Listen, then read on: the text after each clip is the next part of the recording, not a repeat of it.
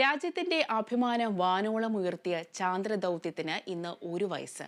2023 August 23-ന് Chandrayaan 3 ചന്ദ്രോപരിതലത്തിൽ soft landing നടത്തിയപ്പോൾ അപ്രതീക്ഷിത തിരിച്ചടികളും അവസാന ഘട്ടത്തിലെ പ്രതിസന്ധികളെയും തരണം ചെയ്ത ഇന്ത്യ ചന്ദ്രനിലിറങ്ങുന്ന 4ാമത്തെ രാജ്യമായി.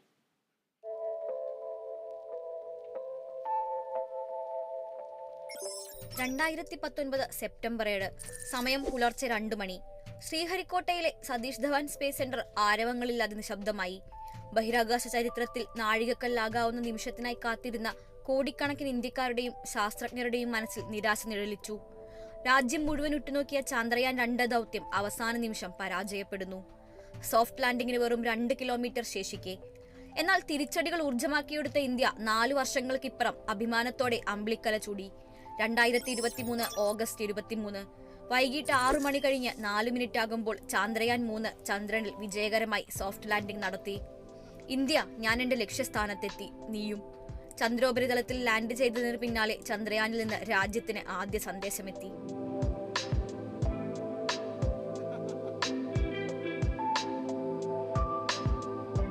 ദൗത്യത്തിന്റെ അവസാന 15 മിനിറ്റുകൾ ഉദ്വേഗജനകമായിരുന്നു. ചന്ദ്രോപരിതലത്തിന് ഉയരത്തിൽ നിന്ന് പവർ ഡിസെന്റ് ആരംഭിക്കുന്നതു മുതൽ ലാൻഡർ ചന്ദ്രനെ തൊടുന്നതുവരെയുള്ള നിർണായക നിമിഷങ്ങളാണ് ഈ 15 മിനിറ്റുകൾ. ചാന്ദ്രയാൻ 2 ദൗത്യത്തിൽ രാജ്യത്തിന്റെ പ്രതീക്ഷകൾ പാളിയതും ഈ 15 മിനിറ്റിൽ തന്നെ. വിക്രം ലാൻഡർ എന്നു പേരിട്ട ലാൻഡർ ചന്ദ്രന്റെ ദക്ഷിണ ധ്രുവത്തിൽ തൊട്ടതോടെ US-നും ചൈനയ്ക്കും റഷ്യയ്ക്കുമൊപ്പം ബഹിരാകാശ ശക്തികളുടെ എലൈറ്റ് ഗ്രൂപ്പിൽ ഇന്ത്യയും അംഗമായി.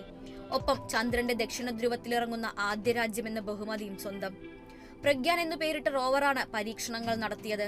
ചന്ദ്രനിൽ സൂര്യൻ പ്രകാശിച്ച 14 ദിവസങ്ങൾ കൊണ്ട് പര്യവേക്ഷണം വിജയകരമായി പൂർത്തിയാക്കി വിക്രം ലാൻഡറും പ്രഗ്യാൻ റോവറും. രാജ്യത്തിന്റെ അഭിമാനം ചന്ദ്രനോളം എത്തിച്ച ചാന്ദ്രയാൻ 3-ന് 1 വയസ്സ് തികയുമ്പോൾ ഈ ദൗത്യം ഇന്ത്യയുടെ ശാസ്ത്രീയ വൈദഗ്ധ്യത്തിന്റെയും ബഹിരാകാശ പര്യവേക്ഷണത്തിന്റെ അതിരുകൾ ഭേദിക്കാനുള്ള പ്രതിബദ്ധതയുടെയും പ്രതീകമായി നിലകൊള്ളുന്നു. Science desk, Kerala vision news.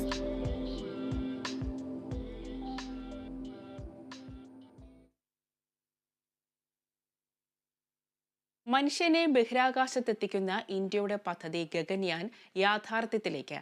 ആദ്യ ആളില്ലാ ദൗത്യം ഡിസംബറിൽ നടത്താൻ ഒരുങ്ങുകയാണ് ISRO. ദൗത്യം വിജയകരമായാൽ ബഹിരാകാശത്ത് മനുഷ്യനെ എത്തിക്കുന്ന 4ാമത്തെ രാജ്യമായി ഇന്ത്യ മാറും.